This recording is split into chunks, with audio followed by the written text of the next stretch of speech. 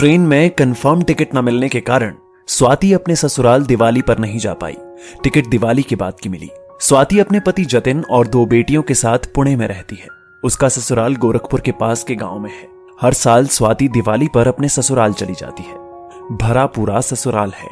सास ससुर, देवर देवरानी, उनके 2 लड़के, 2 ननदें जिनकी शादी वहीं ससुराल के पास हुई है। भाई दूज के दिन स्वाति ससुराल पहुंचती है। स्वाति की छोटी बेटी की ये पहली दिवाली थी। वहां पहुंचने पर वो देखती है कि सास ससुर दोनों का व्यवहार और मिजाज कुछ बदला हुआ है। देवरानी हमेशा प्यार से मिलने वाली, उसके भी रंग बदले हुए हैं। उसको समझ नहीं आ रहा था कि क्या बात हो गई। स्वाति को लगा कि इस बार दिवाली पर गांव न पहुंचने पर शायद सब नाराज हैं। स्वाति ने अपने पति जतिन से कहा। जतिन ने कहा कि कोई बात तो है, वो माँ पापा से बात करेगा। हर साल जब वो ससुराल आती तो सबकी फरमाइश रहती कि सब स्वाति के हाथ का खाना खाएंगे, लेकिन अब की बार ऐसा कुछ भी नहीं था। उसने स्वयं बोला कि आज मैं खाना बना देती हूँ। सास और देवरानी ने एकदम से मना कर दिया कि नहीं, तुम रहने दो, तुम आराम करो, अभी बच्ची छोटी है। स्वाति को लगा कि वो फालतू में सब उल्टा सोच रही थी। मेरी छोटी बच्ची है इसलिए काम करने नहीं दे रहे। फिर भी कहीं कुछ तो गड़बड़ था। स्वाति के पुणे वापस जाने का समय आ गया था। स्वाति पैकिंग कर रही थी, तभी देवरानी कमरे में आई और बोली, भाभी आपसे एक बात पूछें? स्वाति को आश्चर्य हुआ। भाभी आपको यहाँ का माहौल अब की बार कुछ अजीब नहीं लगा? देवरानी ने पूछा।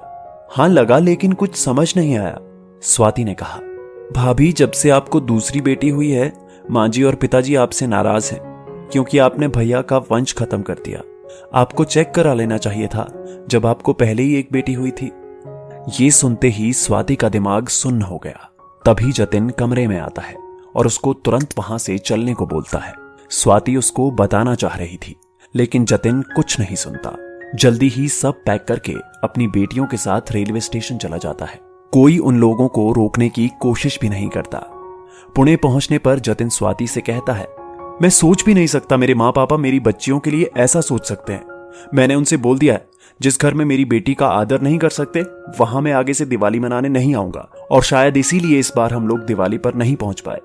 जतिन की बातों को सुनकर स्वाति को दुख के साथ साथ खुशी होती है कि उसकी बेटियों के पापा दुनिया के सबसे बेस्ट पापा हैं और वो दुनिया की सबसे ज्यादा खुशनसीब पत्नी है। क्या आपको भी ऐसा लगता है कि बेटी होने से वंश खत्म हो जाता है, या आप जतिन की सोच से सहमत हैं? अपनी प्रतिक्रिया कमेंट बॉक्स में जरूर लिखें। दोस्तों, आपकी इस वीडियो के बारे में क्या राय है नीचे कमेंट करके जरूर बताइएगा। और अगर आपको ये वीडियो पसंद आए तो इस वीडियो को लाइक करिएगा, शेयर करिएगा ज्यादा से ज्यादा लोगों तक, और ऐसे ही और भी इंस्पिरेशनल वीडियो के लिए सब्सक्राइब करें हमारे YouTube चैनल को और Facebook पर फॉलो करें हमारे पेज को। धन्यवाद।